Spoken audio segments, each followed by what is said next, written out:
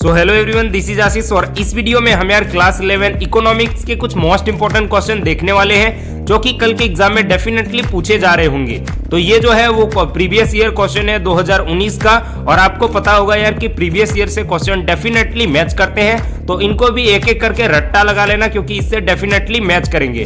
तो चलो यार टाइम को वेस्ट ना करते हुए डायरेक्टली क्वेश्चन पर आते हैं। देखो यहाँ पे पहला क्वेश्चन दिया है, निम्न आंकड़ों का विस्तार गुणांक क्या होगा। तो विस्तार गुणांक निकालने का आपको फॉर्मूला मैंने बताया था। विस्तार गुणांक का फॉर्मूला क्या होता है, अधिकतम संख्या में निम्नतम संख्या को माइनस कर दो, फिर नीचे में बट्टा करके वो दोनों को जोड़ करके भागा दे दो। तो यहाँ पे बताओ अधिकतम संख्या क्या है, 72। 72 में किसको माइनस करेंगे, 24 को माइनस कर देंगे, फिर बट्टे में क्या कर देंगे 72 प्लस में 24 कर देंगे।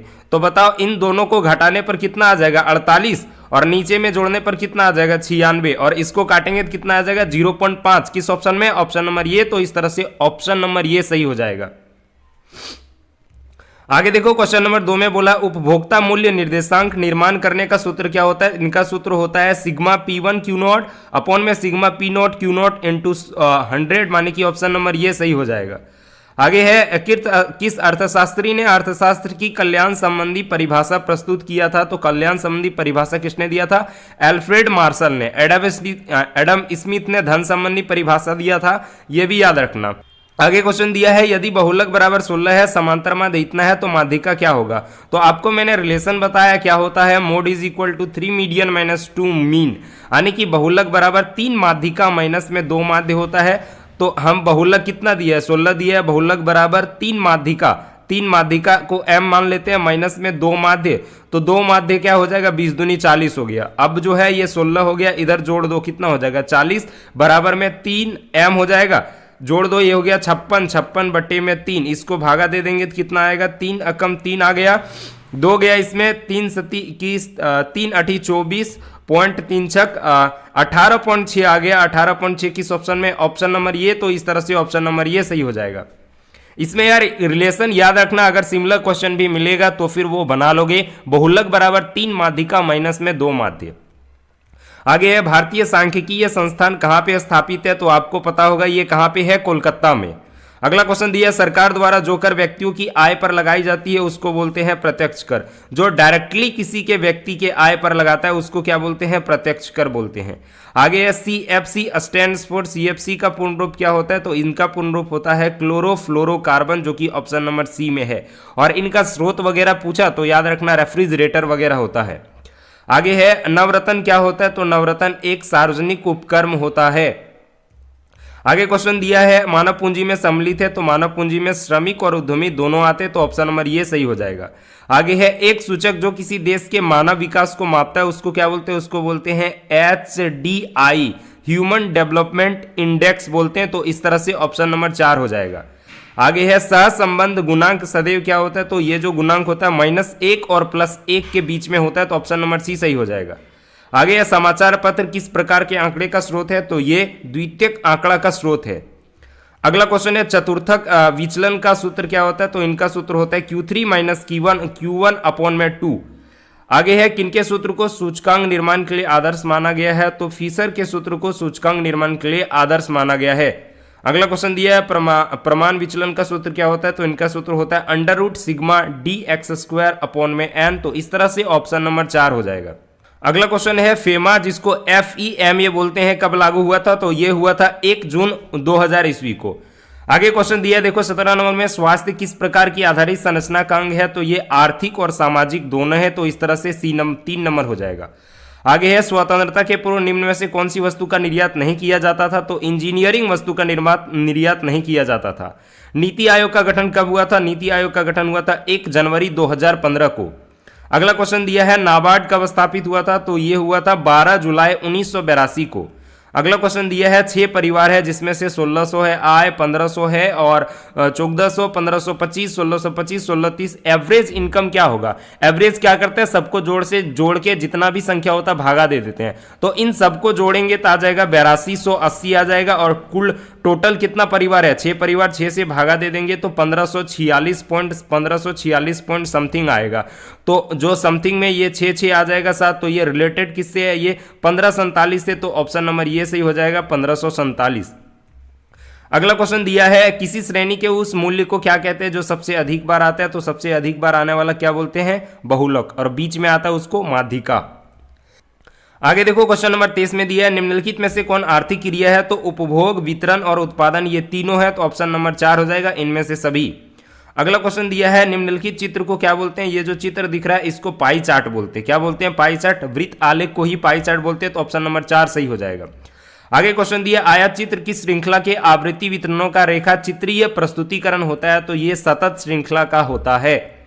आगे क्वेश्चन दिया शहरी क्षेत्रों में क्या देखते हैं हम, शहरी क्षेत्रों में खुली बेरोजगारी देखते हैं, जो कि शिक्षित बेरोजगारी विशेषकर मिलता है जो पढ़ लिख करके बेरोजगार होता है।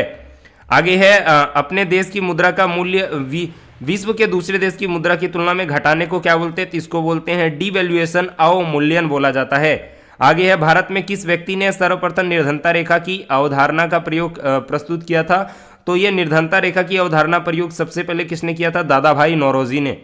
आगे वह प्रक्रिया जिनके अंतर्गत शिक्षा पर निवेश, स्वास्थ्य का सुधार, प्रशिक्षण सम्मिलित है उसको क्या बोलते हैं, उसको बोलते हैं मानव पूंजी निर्माण। आगे कृषि क्षेत्र में किस प्रकार की बेरोजगारी देखी जाती है, तो कृषि क्षेत्र में छिपी हुई बेरोजगारी देखने को मिलती है, जो कि पता होगा कि मतलब जैसे एक खेत में 4 व्यक्ति का जरूरत है तो वहाँ पे 5-6 भी काम करने चल जाते हैं। आगे क्वेश्चन है मिलान रेखीय रेखा विधि द्वारा निम्न में से कौन सा चिन्ह आवृत्ति 5 का होगा, तो 5 क्या है, 1 2 3 4 5, ऐसे एक बार काट दो, ऑप्शन नंबर 3। आगे है किसी वर्ग की उच्च एवं निम्न सीमा के अंतर को क्या बोलते हैं, तो वर्ग सीमा बोलते हैं, या वर्ग माप बोलते हैं, या फिर परिसर बोलते हैं, विस्तार बोलते हैं, तो ये सब मान याद रखना।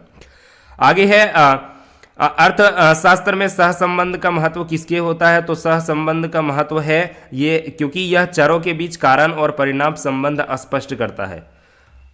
अगला क्वेश्चन दिया है यदि आर एक्स वाई बराबर 0 है तो एक्स और वाई के बीच क्या होगा, तो ये दोनों के बीच रेखीय संबंध होगा, यानी कि ऑप्शन नंबर ये सही हो जाएगा।